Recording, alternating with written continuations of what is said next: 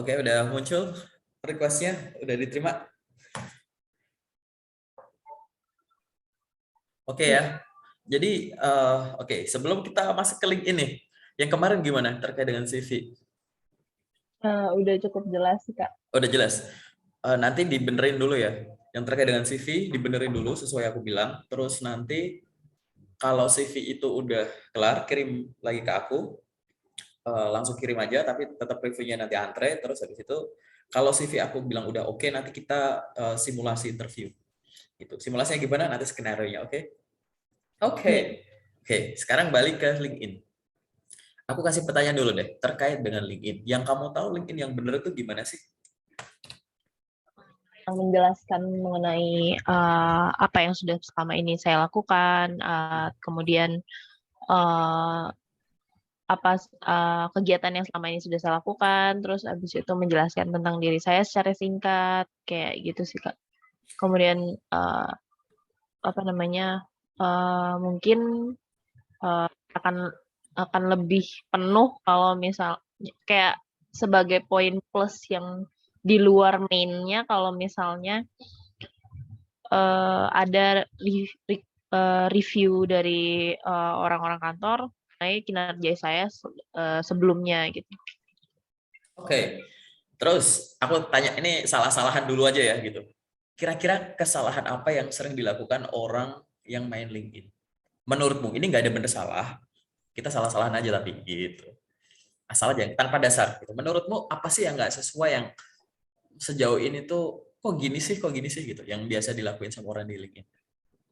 Menurut aku sih kayaknya meletakkan kursus yang udah pernah dilakukan, maksudnya kursus apapun kayak misalnya di Coursera atau enggak di di dari tempat course yang manapun gitu, cuman ditaruh di license or certification gitu. Menurut aku bagian license of certification itu lebih ke sertifikat mungkin yang nggak ada lifetime-nya. Tapi itu kayak misalnya TOEFL, IELTS gitu yang udah pernah dilakukan gitu. Oke, Lebih terus yang resmi. Terus penempatan kayak misalnya semuanya ditaruh di bagian experience kayak misalkan uh, volunteer ditaruh di experience, oke, terus jadi abis itu kegiatan organisasi ditaruh di experience kayak gitu sih. lebih pertama itu adalah terkait dengan training-training yang mungkin itu nggak perlu ada di sana menurutmu lo ya gitu ya. Ini aku nggak ngomong itu benar itu salah, aku nggak gitu dulu. Terus yang kedua itu adalah terkait dengan peletakan informasi nggak sesuai gitu ya gitu. Kalau di CV itu, nah terkait dua hal ini gitu ya, aku bahas yang nomor dua dulu. Yang nomor dua, jawaban kamu betul bahwa analoginya tuh gini loh. Di atas tulisannya work experience, isinya organisasi. Itu aja. Gitu ya. Itu jelas salah. Ini buat teman-teman semua yang lihat ini juga biar bisa belajar ya. Bahwa experience yang dimaksud itu adalah pengalaman kerja. Pengalaman kerja yang dimasukkan itu semua yang hubungannya pengalaman kerja, baik itu kerja sebagai pegawai tetap, pegawai kontrak gitu ya, entrepreneur gitu ya, bahkan freelance gitu ke sana. Internship boleh nggak? Internship ya boleh lah gitu. Internship yang paid atau unpaid boleh gitu. Tapi itu konteksnya adalah yang bekerja gitu. Tapi yang organisasi, kepanitiaan, apalagi seminar gitu ya, masuknya nggak di situ gitu. Itu udah benar sih gitu. Tapi tadi terkait dengan certification pernah pernah di mana terus gitu ya. Itu masuk di upload itu boleh, tapi memang ada kolomnya sendiri gitu gitu. Jadi memang itu ada yang otomatis, misalkan kita ikut course-nya yang LinkedIn nanti otomatis bisa ketambah, itu bisa otomatis. Dan tadi ada yang course yang lain ya, itu memang atau Google atau yang lain itu memang bagus. Asal ditaruh di tempatnya gitu, itu udah bener gitu. Tapi kalau yang tadi ya menunya apa, bawahnya apa, karena diingat-ingat bahwa si LinkedIn itu tuh kayak twinnya CV kita lah gitu, kembarannya di online gitu gitu. Jadi itu mungkin aku langsung jawab aja ya, Prisil. Jadi kebanyakan kesalahan ini yang paling utama gitu ya. Yang kamu jawab itu benar, tapi ada lagi yang ini berdasarkan pengalamanku, yaitu adalah mengupload CV ke LinkedIn. Oke? Terlepas dari banyak yang sudah membuktikan dengan mengupload CV ke LinkedIn, itu saya dapat pekerjaan kok. Kenapa Bapak bilang salah gitu ya? Nah, karena gitu ya, kita tuh kalau baca ya, alasan LinkedIn itu dibuat gitu ya, itu bukan untuk upload CV gitu. Ini kan ada engine-nya ya gitu. Pernah nggak Prisil, kamu itu mengisi menu gitu ya, misalkan pernah kerja di mana, terus atau pernah kuliah di mana, sekolah di mana, tiba-tiba nanti kalau lihat bagian friend gitu ya, nanti ada suggestion tuh. Suggestion orang-orang yang belum terkoneksi, baik itu sebagai friend maupun follow gitu ya, yang kebetulan tuh orangnya punya pengalaman pendidikan di universitas yang sama gitu ya, atau kantor yang sama. Nah, itulah gunanya kenapa kita itu di mute ya punya gitu. Itulah kenapa di ya, itulah kenapa di situ harus eh, dikopas bukan diupload gitu. Karena LinkedIn nggak bakalan, emang LinkedIn aku nggak tahu ya, semoga kalau aku salah tolong dikoreksi. LinkedIn kan bukan ATS, jadi kayak emang LinkedIn bakal nge-extract CV yang di-upload gitu, terus nanti baru dicariin sesuai database. Aku ekstrak informasi pendidikan, terus aku cariin di database yang orang-orang yang pernah sekolah di universitas yang sama siapa ya, terus aku muncul sebagai suggestion. Enggak gitu. Semua itu murni engine, yang semua itu yang di fill in itu, bukan yang di-upload gitu. Upload CV ke LinkedIn buat aku pribadi, saranku adalah boleh, asalkan itu untuk lamar kerja. Jadi di atas ada job tuh, ya kan, job, ada yang entah ada yang easy apply atau apa gitu ya, macam-macam, ada yang suruh ngelamirin, nanti ada yang harus ngelamirin CV. Nah, upload ke sana boleh. Tapi kalau mengupload CV sebagai sebuah postingan, apalagi nggak cuma CV, ada yang satu set sama SIM KTP, aku juga bingung gitu ya. Oh, itu jelas itu big mistakes gitu. Tapi ini baru awalan aja ya, Priscilia itu. Nanti kita akan lebih dalam gitu ya. Sekarang karena sesinya adalah sesinya kamu gitu ya, kita akan bahas terkait dengan LinkedIn-nya. Oke, teman-teman yang menyaksikan ini juga gitu ya. Mungkin kita bisa bedah LinkedIn satu persatu, tapi aku nggak bakal nunjukin LinkedIn-nya Priscil. Dia ada di sini. Kelihatan ya? Iya, emang sengaja biar nggak autofocus nanti ketahuan gitu. Oke, nanti bisa dicari ya gitu. Buat belajar teman-teman. Oke, Priscil, jadi gini, terkait dengan CV-mu ya, aku kasih saran. Yang pertama itu adalah, aku sisi bagusnya dulu. Sisi bagusnya adalah CV-mu ini udah lengkap dalam artian semua informasi, karena aku udah nge-review CV-mu gitu ya, dan aku lihat LinkedIn gitu ya. Jadi kayak most dari informasi yang ada tuh udah masuk ke sini dan tertulis dengan bagus gitu. Jadi yang penting dimasukkan, yang privacy itu udah dihilangkan gitu. Dan atau privasinya kamu tulis di sini dengan bahasa yang tetap profesional. Itu bagus gitu ya. Nah, sekarang lebih ke optimasi menu yang belum kamu lakuin ya. Sama optimasi penggunaannya aja. Ibaratnya tuh kita mau nyiapin alat masak gitu ya. Oke, alat masak itu udah hampir lengkap. Masih ada beberapa yang masih bisa dioptimasi gitu ya. Nah, apa itu misalkan yang belum ada di sini? Banner, foto kamu. Jadi di belakang tuh ada foto banner. Ya, foto banner itu masih kosong. Buat apa sih lo? Nggak apa-apa, banner aja. Ibaratnya ini toko nih. Toko kamu ya, toko offline ada bannernya gitu. Menarik kan? Lebih menarik kan? Gitu. Masukkan banner yang profesional, yang ibaratnya tuh ini aku banget sih gitu. Banyak kok contoh-contoh banner yang menarik gitu. Kamu bisa cari di banyak referensi gitu. Banner tuh upload saja. Oke? Itu untuk optimasi. Oke, Kenapa, oke. ada pertanyaan? Enggak sih, kayak perlu apa nggak?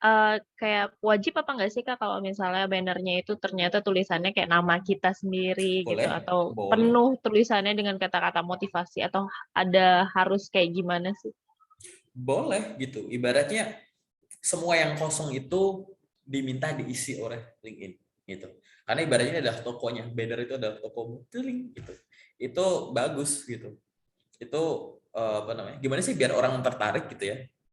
Apalagi tadi ada kata-kata motivasi, ada nama kamu yang jelas gitu, atau mungkin di situ kayak ada gambar-gambar portofoliomu apa gitu. Itu orang lebih lebih tertarik di situ. Di awal aja udah ada kesan, wih, apa nih gitu. Gitu. Paling alasan paling simpel adalah, oh ini akun terurus gitu. Bukan sekedar punya. Gitu. Itu definisi paling basic sih itu sih gitu. Yang kedua, masuk ya ke bagian foto. Fotonya udah bagus gitu ya. Foto di LinkedIn yang bagus itu satu profesional, yang kedua tuh kontras. Aku sengaja, nah aku giniin aja. Nih kelihatan nih ya.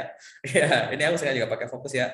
Nih ya. fotomu ini bagus nggak bagus, walaupun memang backgroundnya biru, ya foto basic gitu ya, boleh nggak boleh gitu. Foto yang bagus di LinkedIn adalah foto yang jelas, close up gitu ya, yang ya pas foto gitu. Kalau backgroundnya mau diganti putih gitu boleh. Gitu. Yang nggak bagus itu adalah yang nggak profesional. Definisi nggak profesional banyak ya gitu. Kalau aku sih lebih kayak yang kayak nggak jelas gitu, fotomu nggak jelas, atau malah pernah ada yang upload foto rame-rame gitu, foto rame-rame. Aku tahu mungkin dia bagus gitu ya untuk sosialisasi dengan orang, tapi bukan tempatnya aja gitu. Atau misalkan ada yang fotonya itu malah kata-kata mutiara di fotonya, bukan itu. Oke, hal baik, tapi peruntukannya bukan itu. Tapi buat kamu ini udah oke. Selanjutnya adalah nama. Ini buat belajar juga ya. Bagian nama itu ya, itu bagus. Kenapa aku bilang bagus? Karena jadi gini, terkait dengan nama itu ada triknya. Nama boleh ditulis dengan gelar atau tidak dengan gelar, oke? Tapi pastikan satu, nama kamu, nama lengkapmu sama nama di LinkedIn itu kalau bisa sama. Jangan disingkat, oke? Beberapa case disingkat yang biasa terjadi gitu ya. Aku nggak ngomong selalu, tapi biasa terjadi adalah kalau disingkat hurufnya di awal, akunmu tuh susah dicari, serius. Gitu. P titik Anesta gitu. Yang muncul tuh malah akun-akun lain, kadang akun-akun luar negeri gitu. Serius gitu. Beberapa case tuh seperti itu. Atau malah yang belakang. Jadi kebetulan maaf nih, kata depannya itu banyak yang punya, paham ya maksudnya ya? Gitu. Misal namaku nih Handi, namaku Handi, Handi tuh banyak yang punya. Handi spasi A titik gitu. Yang muncul banyak. Ternyata setelah dilihat itu bukan, nggak muncul yang namaku atau akunku gitu, karena kebetulan akunku belum terkenal, ibaratnya gitu ya, itu optimasinya maksudnya belum naik ke atas gitu. Jadi pastikan namanya sama dan tidak disingkat. Boleh pakai gelar, boleh gitu. Gelarnya ya boleh gelar pendidikan di apa namanya universitas atau lembaga pendidikan formal gitu ya, boleh yang lembaga sertifikasi gitu, yang C apa gitu ya, certified apa gitu, CHRP, CFA gitu-gitu, boleh nggak boleh gitu. Oke, nah optimasi yang selanjutnya adalah ini berdasarkan risetku sendiri dan riset beberapa orang yang aku jadi referensi. Akun LinkedIn itu akan kurang berfungsi pada saat, dalam tanda kutip ini tanpa di endorse atau kamu misalkan kamu post terus yang lain up otomatis naik dong gitu. Tapi kalau akunmu ini berdiri individu, dia itu akan kurang bekerja dengan optimasi yang bagus gitu ya, kalau koneksinya belum 500 plus, paham nggak? Ya ini buat apa namanya, LinkedIn hacks aja gitu ya, gitu. Ibaratnya gitu. Nah, aku nggak tahu sejauh ini, tapi aku yang kenal teman-temanku cuma 300 ini Kak, misalkan temanmu 300 gitu ya. Ya nggak apa-apa. LinkedIn itu kan tempat berkenalan gitu. Kamu sebagai job seeker ya udah kenalan sama recruiter gitu, kenalan sama user gitu. Apalagi terkait dengan perusahaan-perusahaan yang kamu lempar CV-nya, paham ya? Kayak gitu. Jadi untuk optimasi, pastiin kamu membangun koneksi gitu ya, di mana temanmu ini minimal 500 plus gitu. Karena dia maksimum add friend itu, punya friend itu 30.000. Setelah 30.000 kamu nggak bakal bisa add friend lagi, bisa follow. Karena akun 30.000 itu temannya 30.000 ke atas, otomatis secara default dia itu ibaratnya kayak content creator lah gitu. Kalau di bawah 30.000 harus disetting dulu. Mau add apa mau follow, mau dibikin mode content creator apa enggak gitu. Tapi udah tidak 30.000 kamu udah nggak bisa add gitu. Paham ya? Ini aku nggak ngomong yang premium nih, aku ngomong yang biasa aja punya. Oke. Nah, yang lain terkait experience tadi bener ya. Experience itu ya pengalaman kerja gitu. Sama kayak di CV, yang ditulis di experience itu gitu.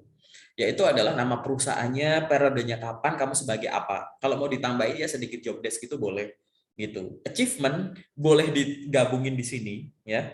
Atau achievement di kolom achievement kan LinkedIn ada sendiri tuh. Achievement. Nah, masukin aja ke sana. Nanti akan di link achievement ini, nanti nge-linknya waktu pengalamanmu di mana gitu. Paham ya? Oke. Ada pertanyaan belum ya? Atau ada? Belum? Belum Oke. ada. Oke, lanjut ke bagian education. Education benar, education silahkan tuliskan pengalaman pendidikan terakhir atau 2 terakhir gitu, boleh. Gitu. Kalau kuliah ya kuliah doang boleh, kuliah SMA boleh, nggak usah sampai SD. Gitu. Sebenarnya nggak terlalu penting itu. License and certifications. Nah, ini license and certification ini tadi ya, mau dimasukkan sertifikat yang lifetime apa enggak gitu ya, boleh banget gitu. Jadi yang penting masuknya ke sini, license and certification ya, mungkin tadi poin nomor pertama gitu ya. Tapi kalau misalnya ada pengalaman, maaf nih kayak di Coursera atau apa gitu ya, di-upload boleh nggak? Boleh, tapi ditaruh di tempatnya yang tadi kau bilang gitu. Itu atau course di LinkedIn boleh nggak dihapus? Boleh, itu malah bagus. Itu bahwa kamu itu produktif. Ingat ya, fresh graduate itu akan dinilai dari produktivitasnya. Kamu produktif enggak gitu. Gitu. Karena nggak mungkin dong fresh graduate dinilai dari pengalaman kerjanya gitu kan, gitu. Gitu. Jadi aktif atau enggak gitu. Itu merupakan nilai lebih gitu. Karena kalau resourceful itu kan kayak wow, keren ya ini ya, anak punya inisiatif ya, anak punya potensi ya gitu. Selanjutnya adalah pengalaman volunteer, bagus banget. Oh, kamu volunteernya banyak banget gitu ya. Jadi volunteer itu boleh nggak boleh gitu. Karena ini ibaratnya adalah apakah kamu tipe anak yang kayak coba belajar terus atau kamu ada suatu gerakan tertentu gitu ya. Bahwa aku tuh balance ya. Jadi ada istilah nanti aku bahas juga nih work life balance gitu ya gitu. Bukan kayak work life balance tuh orang lebih cenderung work life balance tuh ada liburan lah, ngapain aku kerja terus, kerja secukupnya, bukan. Itu nanti di video selanjutnya aja kita bahas gitu. Tapi memang harus dimasukkan. Terus tadi yang kamu bilang benar ya, ada bagian skills and endorsement. Oke, skills and endorsement. Ini yang jadi gini. Pada saat ada orang, oke, cari di kolom di atas kan ada bar yang bisa diisi tuh buat searching something gitu ya. Nah, saat orang nulis sesuatu di atas sana, maka yang akan kebaca itu adalah highlight. Highlight itu adalah yang ada di bawah nama tadi. Yang misalkan ada fresh graduate, garis apa gitu ya. Nah, itu highlight itu tuh nanti akan dibaca pertama kali. Oke? Gitu. Jadi urut dari atas. Jadi nama ya jelas, tapi highlight itu akan dibaca. Jadi cara nulis highlight udah benar. Kalau kamu fresh graduate, boleh tulis fresh graduate di situ. Atau di situ nggak usah ada fresh graduate, tapi foto kamu itu diklik, nanti pilih frame. Jadi klik ada menu frame, frame nanti ada milih. Pakai tanpa frame, frame hiring, atau frame talent ready gitu. Iya benar, kalau bisa cobalah gitu. Nah tapi nggak usah ya nggak apa-apa, karena kamu nulisnya udah kayak begini gitu. Gitu. Jadi di highlight itu tolong tuliskan expertise kamu atau perusahaan yang bidang-bidang yang kamu pengen masukin atau apa gitu ya, tulis di highlight. Selain di highlight, yang akan dibaca langsung itu adalah di bagian skill and endorsement gitu. Gitu. Skill endorsement ini pastikan semua skill yang kamu miliki yang kamu tulis di CV tadi diupload diduplikat ke sini. Oke. Pertama ada dulu tertulis aja dulu skills and endorsement. Skills-nya dulu, skills and endorsement. Jadi pastikan skills-nya dulu udah benar dan ke-upload. Ingat, technical skill-nya yang dibanyakin gitu. Karena sepengalamanku gitu ya, tidak ada orang yang di-hire gitu ya, gara-gara 100% kemampuan soft skill-nya. Pasti harus ada teknisnya. Karena perusahaan itu pasti kan jualan. Baik itu jual produk, jual barang gitu ya, jual jasa atau jual info gitu. Nah, semua itu butuh technical skill. Nah, orang yang punya technical skill dalam periode tertentu pasti akan memiliki soft skill gitu. Sehingga gitu ya, aku saranin di skill and endorsement itu banyakin technical skill-nya. Kalau mau masukin soft skill boleh nggak? Boleh. Karena dia bisa diisi banyak di sini. Begitu skills itu lengkap, tinggal endorsement. Endorsement itu yang tanda plus plus plus itu ya. Gitu. Endorsement ini bisa diperoleh dengan dua cara. Yang pertama adalah kan kamu berkoneksi sih sama teman di kampus, sama teman di kantor gitu ya. Pastikan mereka juga terkoneksi dengan kamu di LinkedIn. Nah, untuk orang-orang yang nantinya tahu bagaimana performance kamu gitu ya. Ini aku ngomong orang yang sudah kenal kamu ya gitu. Maka dia pasti akan sukarela lah tanpa diminta akan endorse ke sini. Bahkan kalau kamu minta gitu ya. Gitu. Itu. Aku dievaluasi dong gitu. Kira-kira yang layak sama aku mana ya gitu. Jadi nanti orang akan isi. Ini untuk orang yang nggak kamu kenal, oke? Nah, untuk orang yang belum kamu kenal, kan nanti jadi kenalan nih ya, bikin koneksi baru di sini gitu ya. Nah, pastikan nanti kamu di sini punya LinkedIn itu jangan sekedar cuma punya, tapi kan kamu aktif, oke? Aktif. Aktif itu nggak cuma aktif ngelamar, mungkin kamu ada konten-konten tertentu yang bisa di-sharing, ilmu-ilmu pengalaman, insight baru dari kamu yang mau kamu sharing ke teman-teman kamu, posting aja secara rutin gitu. Nanti itu yang akan meyakinkan bahwa oh iya dia punya kemampuan ini aku endorse gitu. Kelebihan, nah itu endorse yang dari si klik ya. Nanti kan ada skills and endorsement, bawahnya ada namanya recommendation gitu ya. Recommendation ini tuh biasanya kalau Kalau di CV itu nanti ke reference gitu ya. Kalau reference itu kan biasanya kan di telepon atau di email gitu ya. Apa namanya? Oke, aku mau bikinin statement buat kamu gitu ya, atau misalkan langsung bikin letter of recommendation langsung gitu kan, gitu. Tapi nggak apa-apa, bisa nggak recommendation ini? Wah, kalau kamu ini kan recommendation kamu udah keisi nih gitu kan, udah keisi berarti udah bagus gitu. Pastikan aja LinkedIn-mu itu udah komplit dan digunakan untuk multifungsi, nggak cuma ngelamar, tapi di sini tuh kamu bisa show up, literally show up. Kamu bisa apa? Mau ngasih impact apa? Kamu ke warga LinkedIn, ingat ya, kamu nge-share di sini kesebar ke seluruh dunia gitu. Tapi ini profesional, sehingga aku saranin bahwa gitu ya, nggak usah posting yang hubungannya terkait dengan hal-hal yang tidak profesional gitu ya, hal-hal pro kontra. Memang kadang menyenengin gitu ya, gossiping sesuatu terus apa namanya, ngobrol hal-hal yang kayak sensitif. Ini aku bahas sensitif nih adalah terkait dengan di ghosting HR. Ini yang lagi terkenal nih 2021 bulan November, di ghosting HR. Itu ada yang nanya aku tuh, belum aku jawab, nanti aku jawab ya. Topik itu kalau ada yang bikin postingan ya, terus ada orang curhat, aku di ghosting HR, lihat komennya banyak. Tapi kita lihat dulu impact-nya ke kita gitu ya. Impact-nya itu adalah ya udah, dia kan di ghosting, terus dia gini. Oke. Terus aku impact-nya ke aku apa ya? Jadi kayak kadang tuh kalau kita udah ngetik ngeiyain gitu ya, iya tuh dia, aku di ghosting gini-gini, aku pernah tuh, wah ini nggak profesional gitu-gitu. Ya itu apa ya, it may help you feel better but it won't help you recover. Jadi kayak puas aja, tapi kan nggak ngerubah kondisi hidupmu kan, paham kan? Gitu. Jadi takutnya tuh kamu malah jadi fokus kayak gitu, karena ini tuh bukan Facebook, bukan Twitter yang orang bisa di framing pakai buzzer gitu ya, pakai influencer dibayar yang untuk ngarahin ke topik tertentu. No, ini profesional gitu, sehingga jangan terarah ke sana, paham ya? Oke. Nah, punyamu udah benar, publication luar biasa, udah bagus, language udah ada. Bagian language ini bagusnya ya, aku hubungin sama skill endorsement tadi sama language ini adalah LinkedIn udah ngajarin kita cara nulis skill, oke? Tulis saja poinnya di list ke bawah gitu ya. Nggak usah dikasih bintang-bintang, ada bar panjang terus ada 80%, 100% gitu. Pernah lihat ya? Gitu. Buat teman-teman yang lihat ini nih, tolong ya gitu. Ada yang misalkan waktu ada yang nulis Microsoft Office, bintangnya 5, sempurna. Wih, keren. Berarti kamu tahu ya sebelumnya Microsoft Office, serius. Mau aku cek gitu. Kamu sehebat orang Microsoft kah gitu. Ya itu. Jadi kayak hal-hal yang sifatnya tidak ada terukur. Misalnya kayak kamu memiliki skill tapi skornya atau angkanya, kuantifikasinya itu bukan berdasarkan hasil tes gitu ya. Nggak usah pakai simbol lucu-lucu, serius.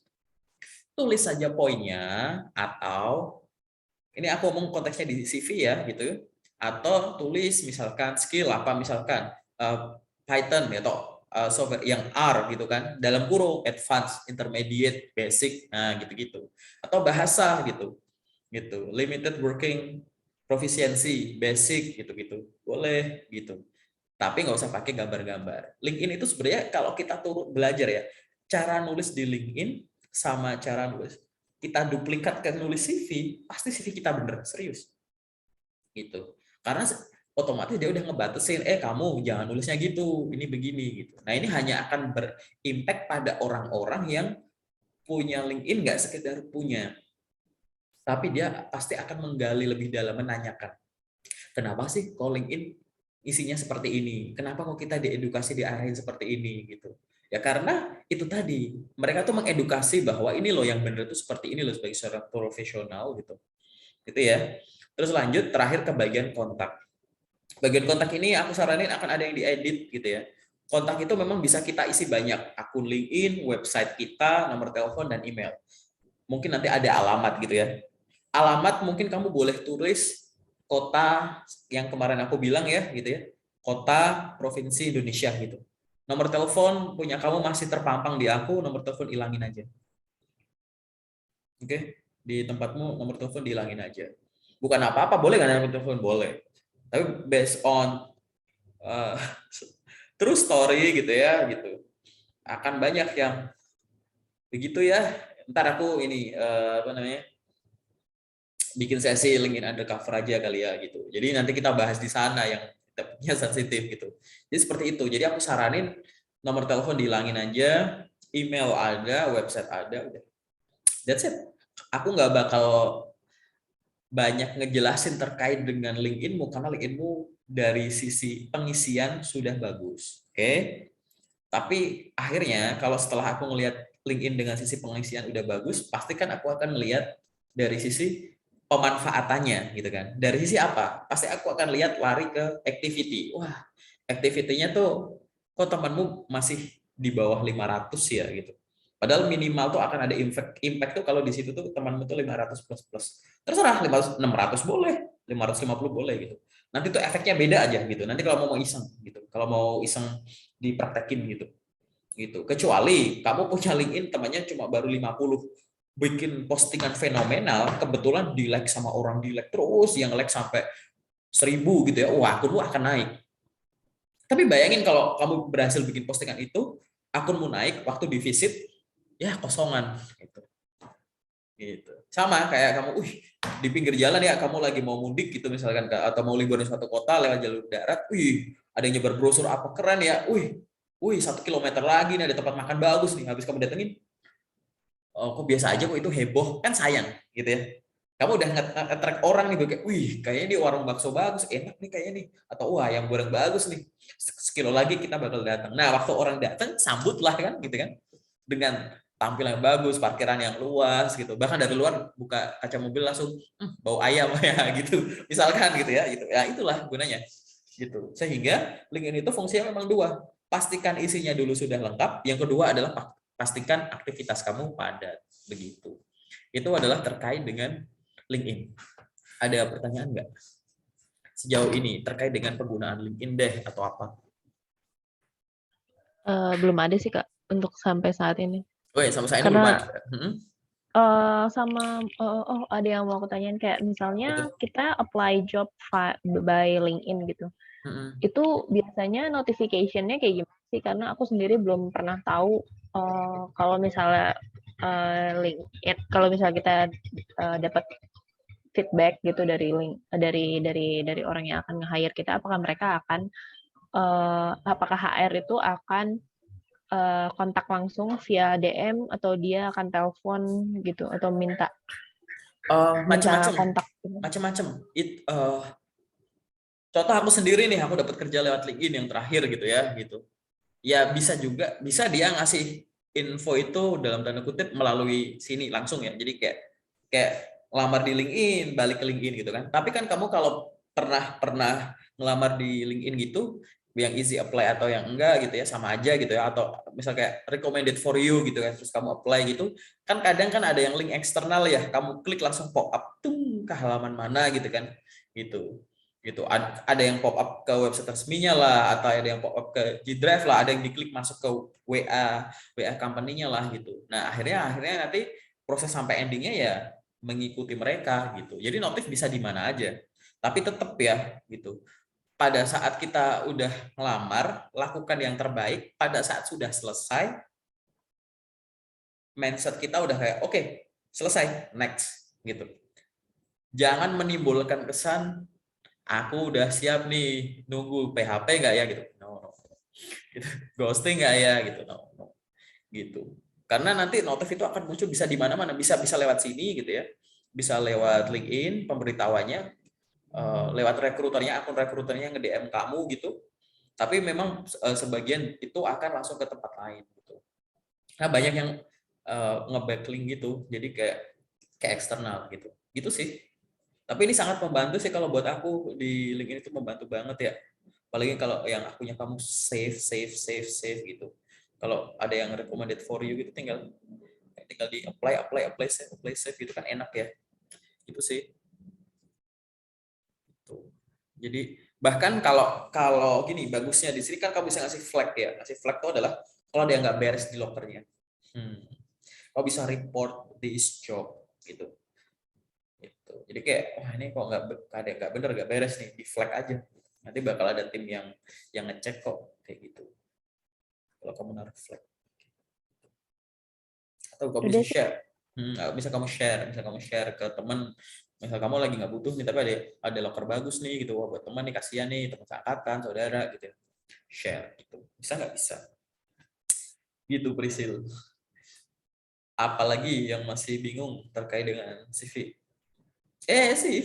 CV dan LinkedIn. Oke, double dong. Masa cuma CV doang? Kok kan kemarin udah sesi CV gitu. Sekarang sesi LinkedIn. Apalagi masih bingung terkait dengan LinkedIn? Eh, untuk dari aku belum ada sih Kak itu dulu. Oke, ini baru awalan aku bahas CV ya. Sebenarnya aku bisa detailin satu-satu. Cuman buat apa gitu? Nanti overload gitu ya gitu. Mending luasannya dulu, nanti turun satu step, luas lagi, turun satu step gitu. Biar kamu nanti paham cara pakainya. Gitu sih. LinkedIn itu, ini pesanku terakhir ya, terkait dengan LinkedIn, bukan CV. Oke? LinkedIn itu manja. Kalau kamu cuekin, kamu dicuekin balik. Aku sih tahu. LinkedIn itu kalau disayang, pasti sayang balik. Artinya apa? Jangan pernah, kalau kamu masih ingin menjadi seorang profesional, orang yang produktif gitu ya. Aku masih pengen punya karir gitu. Aku masih pengen bekerja sampai dengan usia sekian. Itu kan planning pribadi gitu ya. Selama akun LinkedIn ini belum tutup nih dalam tanda kutip gitu ya. Itu selama LinkedIn masih ada, jangan pernah meninggalkan LinkedIn. Oke? Jangan datang ke LinkedIn pada saat kamu butuh. Tapi datanglah ke LinkedIn setiap hari, setiap saat. Oke? Tetap aktiflah di LinkedIn pada saat kamu, bahkan pada saat kamu udah punya kerja. Aku kasih tahu. Gitu.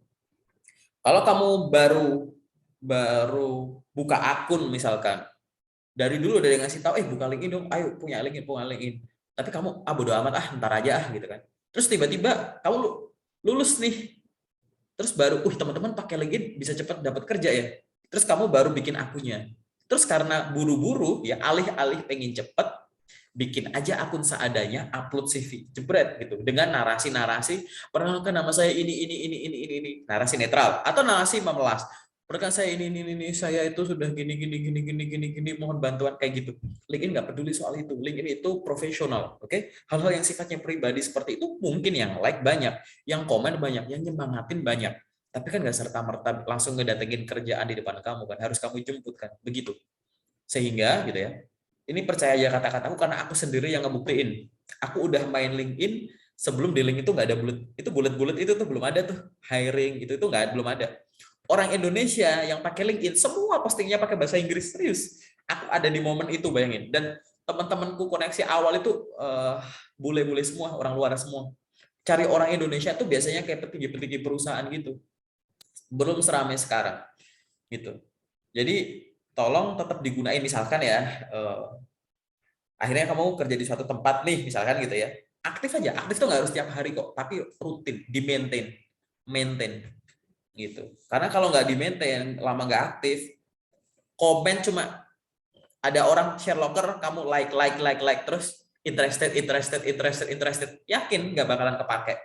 Bahkan waktu profilmu udah lengkap, activity-mu cuma interested terus gitu ya, berminat pak gitu, serius nggak bakalan kepake. Itulah uniknya LinkedIn gitu ya, aplikasi profesional yang sangat dijaga keprofesionalitasannya, dijaga banget sama privasinya. Bahkan customer service-nya, yang aku tahu karena aku habis ada case gitu ya, yang customer service-nya atau pelayanan itu 24 jam dilayani dari semua negara. Itu hebat banget sih. Ini pengalaman pribadi, aku nggak di-endorse sama sekali sama LinkedIn gitu. Tapi aku ngalamin pribadi nih, pelayanannya gila banget sih gitu. Sehingga kan sayang banget ya gitu. Gitu. Kalau kamu baikin, pasti baikin balik itu. Itu nanti kamu bakal ada miracle. Aku nggak mau bocorin di sini miracle-nya apa gitu ya. Nanti offline aja ya gitu. Ada suatu miracle pada saat kamu punya angka aktifan tertentu, akun udah sampai level tertentu gitu. Itu luar biasa gitu. Hal paling simpel apa? Kamu kan nyari, paling simpel gini. Kamu kan nyari locker misalkan harus search dulu di atas gitu ya. Harus search dulu di atas. Atau klik job gitu ya, gitu. Nanti kamu akan ngerasain momen di mana kamu baru login gitu ya, masuk ke LinkedIn, itu timeline isinya locker semua. Tinggal scroll. Serius. Kamu akan ada di stage itu. Karena aku pernah ada di stage itu. Nah, sekarang udah beyond itu, lebih dari itu. gitu. Jadi kalau cuma cari loker, Kak, kok cari loker susah ya di LinkedIn gitu. Ya itu bukan karena nggak ada loker. Di sini tuh bejibun banget lokernya, malah udah terfilter, bahkan rekruternya, usernya banyak. Tapi karena akunmu dibikin seadanya, sehingga loker yang lewat, ya selewatnya. Kayak gentayangan aja tuh, satu gitu. Tapi kalau kamu pakai minta dengan baik, serius itu kamu, ya elah, mau cari berapa? 100 loker gitu. Aku bisa nyari, pakai akunku sekarang, aku bisa nyari 100 loker 15 menit. Gitu. Gitu. Itu kalau di loker yang lewat doang ya, bukan aku searching loh ya gitu. Itu gampang banget gitu. Nah, ini aku share ke teman-teman biar tahu gitu. Ini sih aku nggak mau bahas soal analitik ya, traffic lah inilah ya, nggak usah ningkatin, nggak usah. Pakai bahasa simpel kita aja. Memang nggak ada dasarnya ya aku omongin. Dasarnya adalah karena aku ngalamin ini sendiri, gitu sih. Oke ya. Ada lagi nggak pertanyaan yang mungkin bisa buat kamu, buat teman-teman semua yang nonton ini, apapun itu. Oh, kayak kalau misalnya ada loker gitu, kalau misalkan kita menemukan loker di timeline kita gitu, balasannya itu perlu panjang atau sesuai sama kalau misalnya dia nggak ada mention bahwa, komen ya, komen apa, dan aku akan, DM kamu misalkan. Kalau misalnya mereka mention tapi cuma, komen di bawah ya gitu, kita sebaiknya tulis apa sih, Kak, gitu? Kira-kira kalau ada dua jawaban nih, kita salah-salahan aja ya. Yang pertanyaan kok komen, "Hai Bu, salam kenal." Gitu. Sama, "Selamat siang, perkenalkan nama saya bla bla bla bla bla. Saya adalah dalam tanda kutip diisi summary CV." Paham nggak? Ingat ya, summary CV diisi apa ya gitu. Saya adalah seorang lulusan jurusan ini. Saya memiliki pengalaman kerja selama 10 tahun sebagai ini. Saya terampil sebagai ini.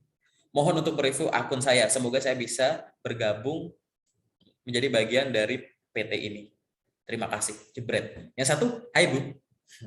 Yang satu kayak begitu. Kira-kira gitu, lebih menarik mana? Kalau di view mungkin bisa di view dua-duanya. Gitu. Tapi kalau lebih menarik mana? Kira-kira lebih menarik mana? Itu aja sih. Lebih menarik yang satu lagi sih, Ya, yang menjelaskan. hierarkinya tuh ada dua. Ingat ya, hierarkinya ada dua. Pertama, yang harus ditulis di kolom komentar pada saat kamu melihat CV adalah urutan topnya adalah sesuai arahan. Gitu. Kalau arahannya itu, silahkan komen hi, nanti akan saya lihat CV-nya. Silahkan komen interested, nanti akan saya lihat CV-nya. Tapi kamu punya ide untuk tulis kayak tadi, "Selamat siang Bu, perkenalkan saya ini. Artinya kamu tuh nggak menyimak, kamu tuh nggak memperhatikan. Paham ya? Postingan loker tuh cuma segini loh di window ibaratnya. Arahannya udah jelas di situ, gitu ya. Silahkan komen hi, silahkan komen interested. Tapi kamu punya ide gitu ya, alih-alih pakai, "Oh ini kan profesional," tapi kan nggak sesuai arahan gitu. Dan sekarang kalau aku bukan user, aku bukan HR, aku user. Aku bayangnya adalah orang segini aja, kamu baca aja nggak teliti. Gimana kalau kerjaan yang hubungannya sama duit, sama omset, sama cost, sama resiko ini itu. Kamu nggak menyimak dong nanti kalau dikasih arahan atau dikasih pembagian tugas gitu, kerja sama tim. Paham ya maksudku ya? Kayak gitu. Gitu. Jadi muncul, jadi itu top paling atas pada saat ini ngomongnya bukan loker yang di menu jobs itu ya, yang muncul diposting oleh recruiter gitu ya sebagai postingan. Paling atas itu adalah lakukan sesuai arahan. Serius gitu. Yang kedua, kalau tidak ada arahan ya, baru lakukan sesuai yang kamu anggap benar. Berdasarkan kamu udah belajar dulu ya, udah yakin bener ya, tapi secara profesional. Nggak disuruh komen, tapi kan dia posting sebagai teks, ada email, oh that's it. Itu kan berarti kan tersirat gitu ya, oke aku kirim email dengan cara profesional. Oh ini ada posternya, terus di posternya ada QR, oh aku disuruh scan ini, oke aku ikutin aturan itu gitu. Pokoknya top of the list-nya itu adalah ikutin sesuai arahan. Yang kedua, kalau nggak ada arahan, lakukan pakai senimu sendiri, kreativitasmu sendiri, tapi dengan cara profesional gitu. Seru kan? Gitu. Ingat, CV itu bukan segalanya. Rekrutmen itu adalah proses yang fleksibel kok, nggak yang kaku. Serius. Gitu. Aku nge-review orang juga aku candaan aja, biasa aja gitu. Gitu. Karena memang ya itulah gitu. Profesionalitas itu tidak melulu dinilai dengan keseriusan. Gitu. Banyak. Dari yang simpel sampai yang gede gitu. Ada yang lewat candaan dan gitu-gitu gitu. Ada orang yang kayaknya cuma canda. Tapi ilmu ini aku ngomong HR yang beneran ya gitu. Dia tuh santai. Tapi dia tuh benar-benar sangat menguasai apa? Body language, bahkan micro expression. Gitu. Kalau kamu belajar nih micro expression ya itu, ini tarik-tarikan otot dibuka nih. Dia tahu ini bohong apa enggak gitu kan. Orang yang terkenal cuma lirik sana lirik sini gini-gini gitu ya. Body language. Atau kita gini nih. Interviewnya gini. Ini namanya digital body language gitu. Jadi komunikasi ada yang verbal non verbal, yang non verbal itu body language itu ada yang langsung, ada yang digital. Dan digital body language itu orang dari ekspresi cuma bibir kamu kayak ya gitu, ketarik dikit gitu, otot di sini. Oh itu kalau orang belajar micro expression, oh itu ketambah ini orang remehin nih gitu, ya, gitu. It talks down to me nih, nah, gitu gitulah macam-macam lah. Gitu, paham ya? Aku ngomongnya sampai kemana-mana nih karena aku pengen kalau aku jawab sesuai yang kamu tanyain doang gitu ya, kasihan teman-teman yang lain nggak belajar. Ada lagi nggak apa gitu? Aku nggak bilang aku bisa jawab, jawabanku mungkin salah.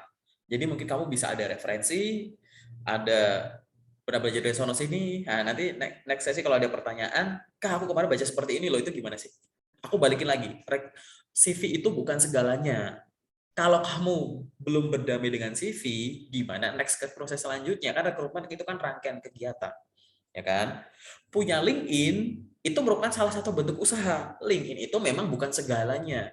Berarti kan dalam tanda kutip porsinya kan bukan porsi mayoritas, ya kan? Karena kan faktor untuk diterima ke suatu pekerjaan itu kan banyak sekali, gitu. Salah satunya personal branding yang kita bangun melalui platform LinkedIn, gitu kan? Tapi bisa kita balik. Nah, kalau faktornya kecil aja kamu dalam tanda kutip nggak becus gitu ya, belum bisa berdamai gitu ya, belum tahu mana yang benar mana yang salah, hanya oh mayoritas ngelakuinnya gini, aku ikut ah. Oh CV bikinnya pakai aplikasi C, ya udah aku pakai aplikasi C ah, gitu. Kalau nggak pakai itu salah gitu. Oh mayoritas pakainya ATS, ya udah aku bikin ATS ah, gitu. Semua yang berlandaskan ikut-ikutan, bukan berlandaskan, aha aku tahu nih kenapa. Nah itu hasilnya pasti ya itu tadi tidak sesuai ekspektasi, kecuali memang itu udah rezekimu itu kamu udah digariskan ditakdirkan untuk dapat kerjaan itu gitu. Tapi kan kita itu bukan kita yang mikir, porsi kita adalah porsi yang bisa kita upayakan gitu. Itu Priscil. Apalagi terkait dengan pertanyaan khususnya ke LinkedIn sih yang nggak dalam-dalam. Cara pengisian yang bagian summary-nya sih Kak, lebih kayak karena kan banyak CV yang nggak ada isinya untuk bagian summary, yang bagian Oh berarti kayak summary di CV sama kayak di LinkedIn gitu ya? Kan di LinkedIn suka ada apakah tuh. boleh, apakah perlu dibedain atau apakah perlu dibikin bahasa Inggris? Karena ada beberapa orang yang CV-nya kan bahasa Indonesia, terus pada akhirnya mereka meletakkan di LinkedIn-nya bahasa Indonesia gitu. Apa itu nggak apa-apa gitu? Aku balikin Kemudian lagi. isi di LinkedIn itu dia ada proporsinya kayak misalnya jelasin apa dulu nggak? Aku kasih tahu dasarnya dulu ya. Pertama penggunaan bahasa. Ini aku udah bahas di video sebelumnya. Bahasa itu tujuannya kan dua, menyampaikan informasi dari satu pihak ke pihak yang lain gitu ya. Yang kedua, sekalian bisa untuk apa? Mengimpress bahwa ini loh. Jadi itu nilai tawarmu tuh di situ. Aku bisa bahasa ini loh gitu. Gitu. Sehingga aku sarankan untuk pembuatan CV gunakan bahasa internasional gitu yang memang dipakai secara global di mayoritas ya di mayoritas negara lah kayak gitu. Paling gampang tuh bahasa Inggris lah simpelnya gitu. Boleh nggak di sini pakai bahasa Jepang? Boleh. Mandarin boleh. Tapi kan kita lihat cakupanmu ya gitu. Kamu pengen sejauh apa sih penetrasinya gitu. Ngapain jauh-jauh kalau sebenarnya itu di lingkungan semestamu tuh cuma di sini gitu. Itu yang pertama. Yang kedua, terkait dengan summary CV. Apa sih tahu ya? Ini tips buat teman-teman nih. Summary di CV itu menggambarkan 3 hal. Siapa kamu, sudah pernah melalui apa saja, dan gara-gara melalui itu semua, akhirnya punya skill apa, gitu. Saya adalah seorang lulusan jurusan ini. Pernah ngelaluin apa? Saya memiliki pengalaman kerja sebagai ini selama sekian. Saya memiliki pengalaman magang di sini selama sekian gitu ya. Atau saya memiliki pengalaman pendidikan S3 di sini, S2 sini, S1 sini dengan jurusan ini gitu kan. Siapa kamu kejawab, kamu pernah melalui apa kejawab gitu. Yang ketiga adalah sekarang kamu bisa apa gitu. Saya memiliki pengetahuan terkait dengan ini. Saya memiliki keterampilan berupa ini gitu. Summary ini adalah yang ibaratnya kayak kita ngelirik ke sana kayak meleng dikit-dikit tik gitu. HR-nya ngelihat baca ke sana udah langsung ke gambar, oh ini anaknya tuh pengalamannya ini, oke gitu. HR tuh gampang banget, tinggal kayak seolah-olah kayak kedibentar gitu ya gitu. Iya gitu. Few second saja udah tahu nih. Oke, udah kebaca gitu. Oke. Nah, anggap aja nih kamu punya summary di CV yang sudah benar, oke? Nah, kenapa kok summary CV itu benar? Karena gini loh, summary CV itu bisa dilempar kemana aja. Aku kasih contoh. Summary CV itu dia bisa dilempar ke isi dari surat lamaran. Oke. Surat lamaran itu kan ada paragraf pembuka, isi penutup. Isi pembuka itu kayak, perkenalkan nama saya ini dari lulusan universitas ini. Saya bermaksud untuk melamar pekerjaan di PT ini sebagai ini. Kelar katakanlah. Paragraf kedua, ya isilah dengan summary CV-mu gitu. Gitu. Saya memiliki pengalaman selama sekian tahun di bidang marketing gitu. Saya memiliki pencapaian berupa ini gitu.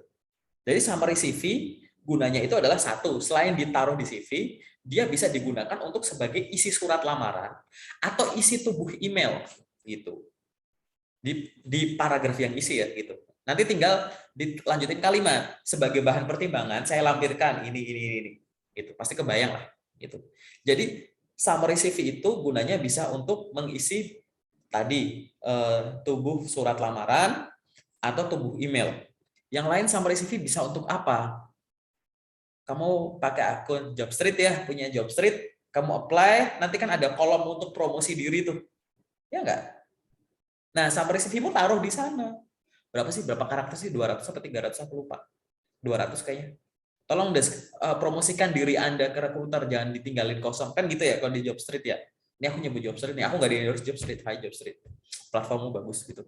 Jadi kayak diambil gitu ya, taruh di sana, jebret gitu. Oke. Itu fungsinya jadi summary CV, tinggal kopas ke sana, jebret, selesai. Kemana lagi summary CV-mu bisa kelempar? Ke LinkedIn. Di bagian apa? Ke LinkedIn bisa banyak. Satu bisa bagian about ya. Di profil itu kan ada about ya. Kalau kamu baca tuh kan ada tuh di atasnya feature gitu. Kalau kamu lewat web, betul ya, about itu ya summary CV aja di situ. Gitu. Boleh, itu minimal boleh summary CV. Gitu. Jadi gambaran kamu tuh siap untuk mempromot di situ bagian about. Oke. Yang kedua, ditaruh di mana? Tadi contoh kamu. Kalau ada yang posting loker, terus dia misalkan, silahkan tinggalkan komentar, tapi nggak ada arahan komennya apa gitu ya.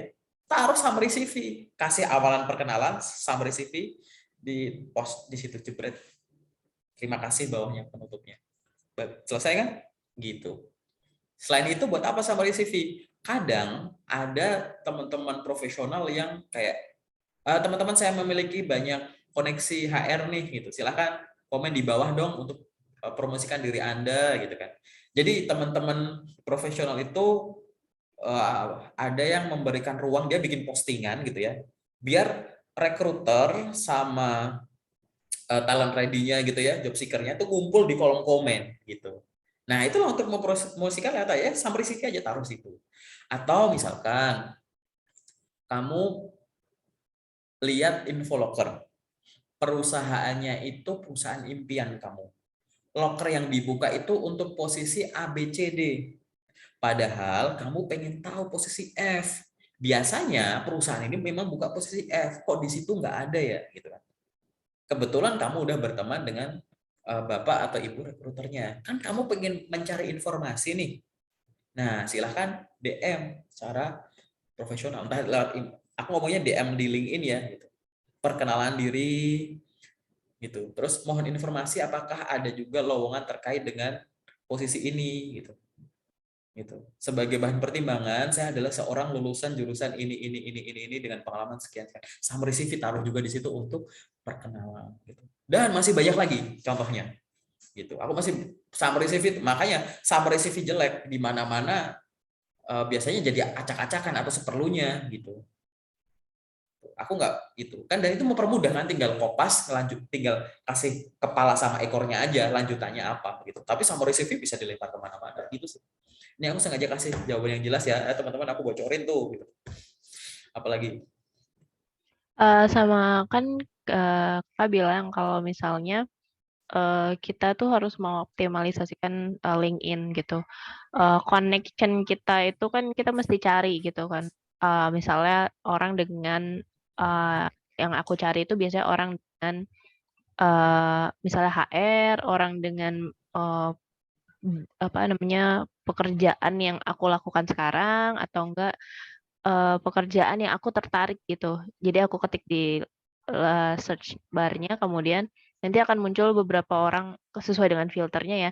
People itu akan muncul orang-orang yang sudah bekerja terus di perusahaan-perusahaan yang aku bisa pilih gitu. Kalau misalnya aku mau connect dengan mereka, teman-teman itu kadang tuh merasa bahwa kalau connect dengan orang tuh kayak temanku ada yang bilang gini kayak, ih, gue tuh takut deh kalau misalnya connect dengan orang Padang karena takutnya tuh dibilang SD satu, kemudian gue nggak tahu eh abis connect gue mesti gimana gitu, atau enggak apakah gue hanya memanfaatkan akunnya dia untuk cari loker gitu, atau perlu diisi bagian ketika kita connect sama seseorang kan biasanya ada akan ada pop-up pertanyaan kembali dari LinkedIn, mau send dia a message atau enggak gitu. Apakah send message itu penting atau enggak? Karena biasanya aku melakukan send a message to people yang aku connect. Dari situ mereka akan ada dapat, aku beberapa kali dapat balasan kayak, oh iya nice to meet you, if you have any question bisa DM aku ya gitu. Kayak gitu. Itu perlu apa enggak sih gitu? Karena teman-teman ada yang kayak nggak ngerti cara, satu nggak kurang pede itunya, takut dibilang SKSD, dua eh, nggak tahu nggak tahu mau nggak tahu mau kirim pesan apa pada saat connect. Ketiga, perlu atau enggak sih connect, pada saat connect itu kita kirim pesan gitu. oke, aku jawab dari yang paling terakhir, yang paling gampang rupanya. Perlu nggak kita memberikan pesan pada saat kita connect? Jawabnya enggak. Jadi, tapi aku, kalau boleh gitu. Jadi yang benar itu adalah gitu ya, perkenalan itu pasti akan berlanjut dengan komunikasi, bener nggak? Gitu. Jadi kamu bisa memilih sambil connect, oke, sambil connect, sambil kasih pesan gitu. Jadi nanti kalau ada yang add friend, aku yang di connect sama kamu nih. Jadi di bagian add friendku nanti langsung ada pesan kamu tuh, keintip dikit terus belakangnya titik-titik tipis gitu. Nah itu berarti langsung sejak awal kamu mempermudah aku. Aku sejak awal sebelum confirm ajakan koneksimu, aku udah tahu maksudmu connect aku tuh apa gitu. Boleh nggak? Itu boleh. Dan aku sangat rekomendasikan apabila memang sejak awal kamu connect ke dia itu punya tujuan gitu. Mau bertanya sesuatu, mau berkenalan yang sejak awal tuh tahu, itu boleh nggak? Boleh gitu. Itu malah buat aku tuh salah satu fasilitas di LinkedIn yang mempermudah kamu untuk membangun komunitas atau perkenalan yang bermutu gitu ya, berkualitas. Nggak sekedar maaf ini LinkedIn, bukan platform lain yang sebelah gitu. Yang sebelah mah senangnya punya banyak follower, betul ya? Gitu. Followingnya 0, followernya 1 juta gitu, seneng ya gitu kan. Tapi kan bukan itu. Manfaatnya itu adalah kita kenal dan akhirnya kita akan punya kerjasama secara profesional. Entah itu pertukaran teknologi, pertukaran informasi, itu yang sifatnya itu tuh, atau kolaborasi gitu ya.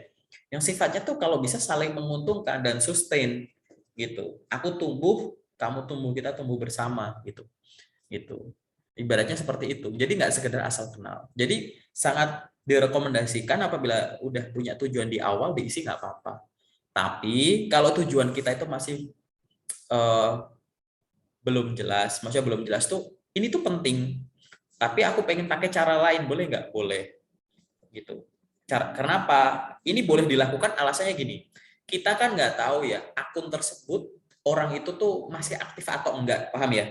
Gitu. Jadi misal gini, kamu ngelihat suatu locker, kamu pengen konfirmasi, ini locker masih berlaku enggak? Kok di keterangannya enggak ada batas waktunya sampai kapan? Akhirnya kamu nyari rekruternya di LinkedIn. Oke, di LinkedIn kamu cari, muncul kebetulan yang jabatannya rekruter, HR, talent acquisition gitu-gitu ada 5 orang gitu. Nah, karena atau 10 orang deh. Karena kamu nggak tahu nih dari 10 akun ini yang akunnya masih aktif enggak atau yang fast respon yang mana gitu kan.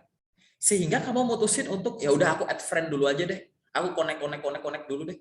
Nanti yang begitu ada yang confirm baru aku kirim chat gitu untuk obrolan. Itu boleh gitu.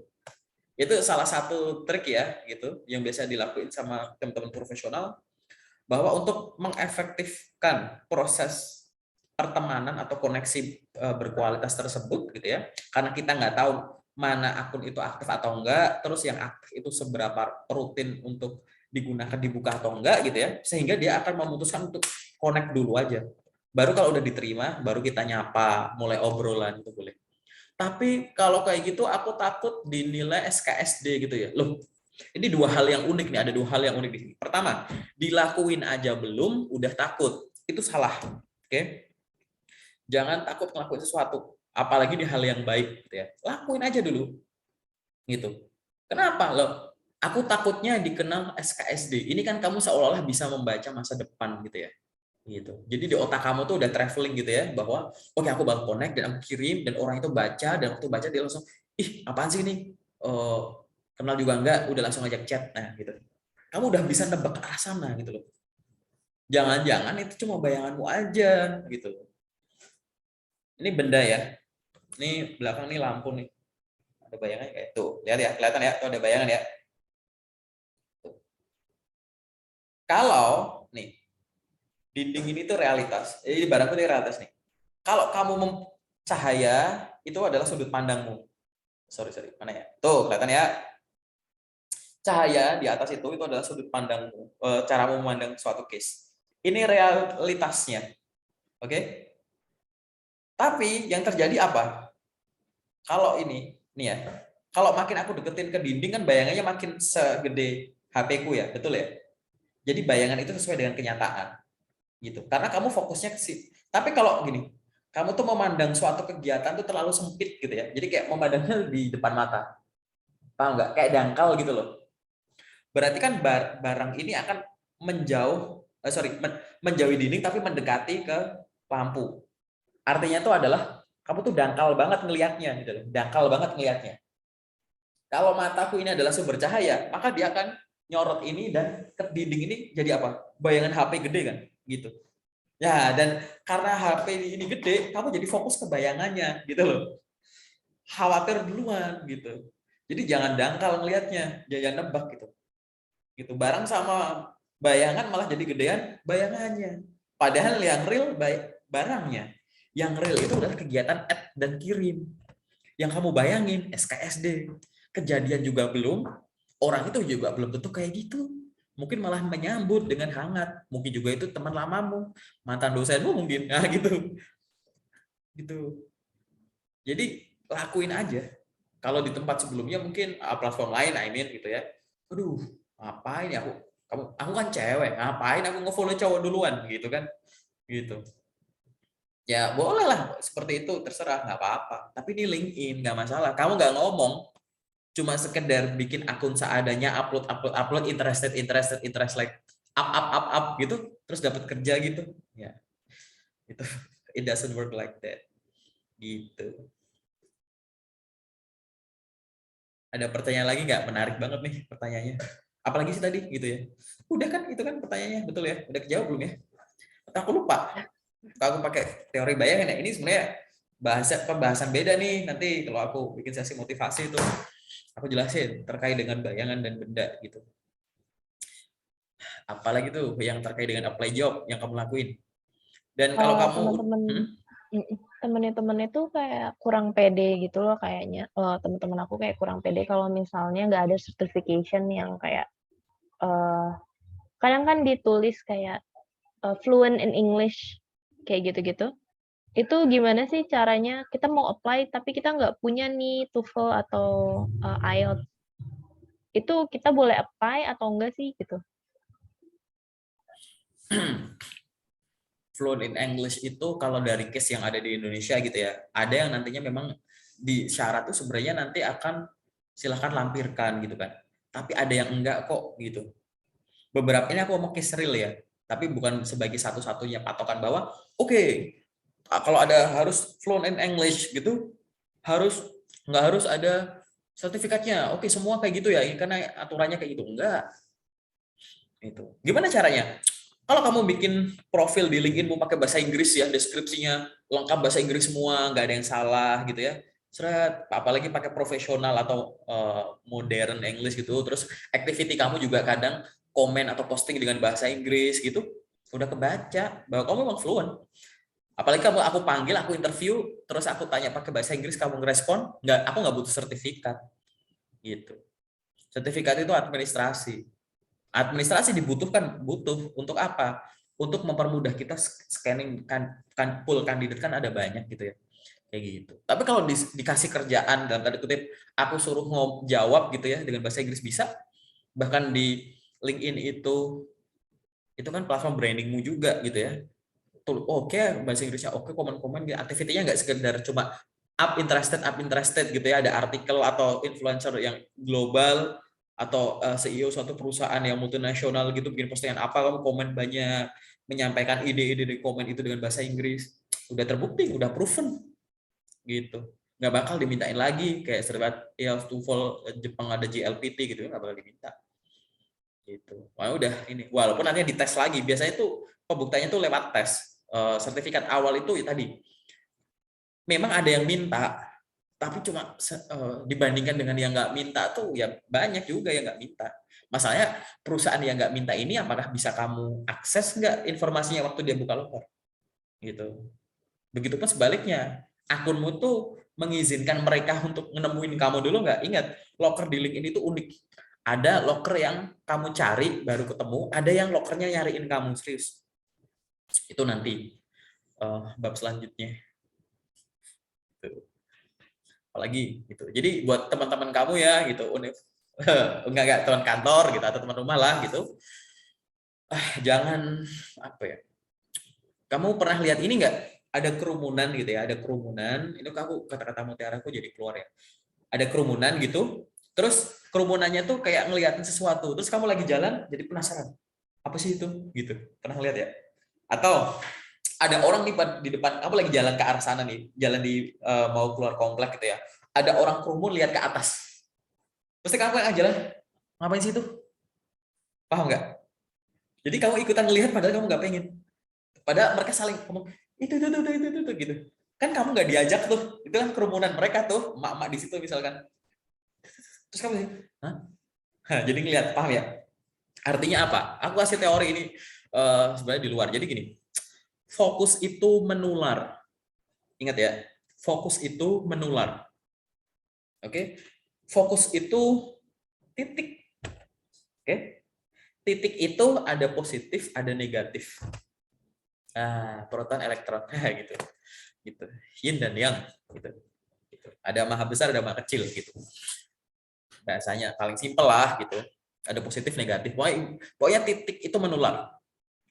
Kalau fokus kamu itu adalah optimis, gitu ya, maka semua yang ada di sekitarmu itu optimis, hal-hal yang positif aja gitu. Jadi kalau fokus kamu ke yang positif aja gitu. Kalau fokus kamu cari masalah, mau pakai platform LinkedIn pun pasti ketemu masalah gitu. Jadi tergantung fokusnya kamu aja gitu. Paham ya maksudku ya? Gitu.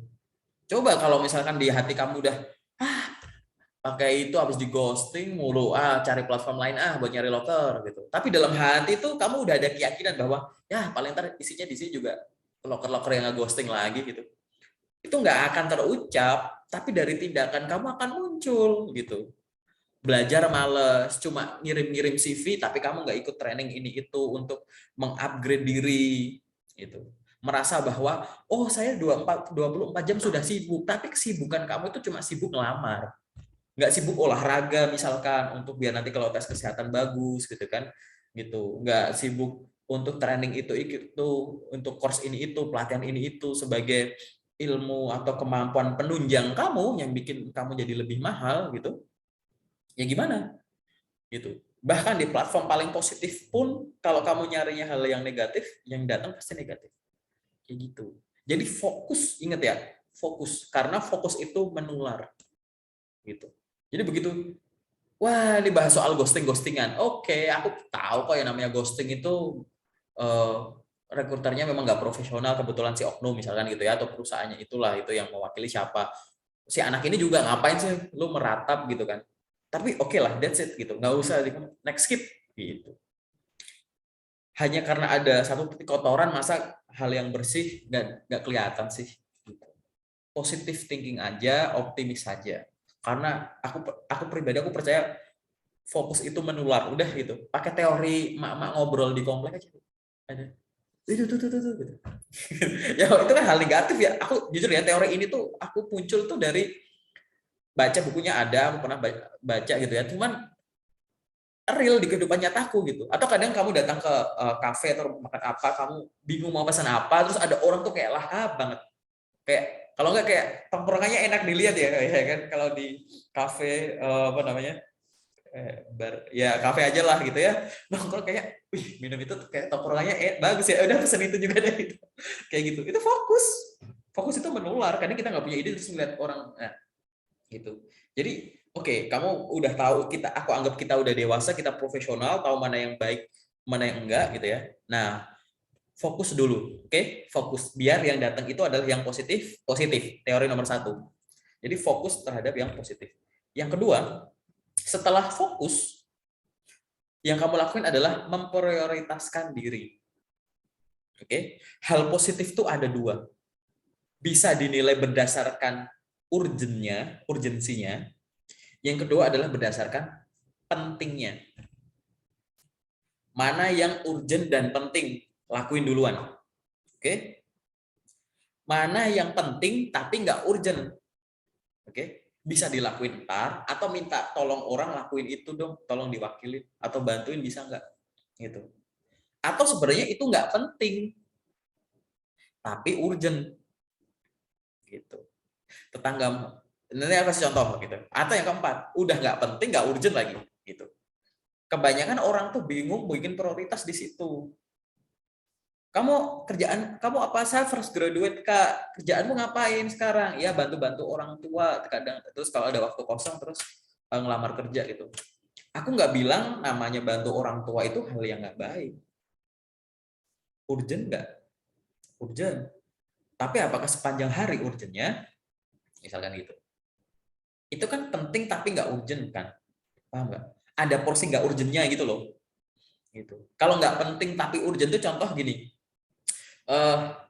Tetanggamu masang apa ya, misalkan ya, masang genteng kepleset, terus tangannya kecepit, aduh gitu di atas gitu, terus minta tolong gitu. Penting nggak buat hidupmu sebenarnya dia kecepit di genteng gitu ya, mau jatuh gitu, ngaruh nggak di hidupmu? Nggak kan? Nggak penting kok. Oh, badanmu tetap sehat, kamu nggak sakit, tapi itu urgent loh gitu. Dari sisi kemanusiaan, dari sisi itu urgent, lakuin dulu terus gitu. Jadi lakuin yang penting dan urgent dulu, oke? Ada hierarkinya gitu. Terus ada yang urgent tapi nggak penting, namanya urgent, gitu kan.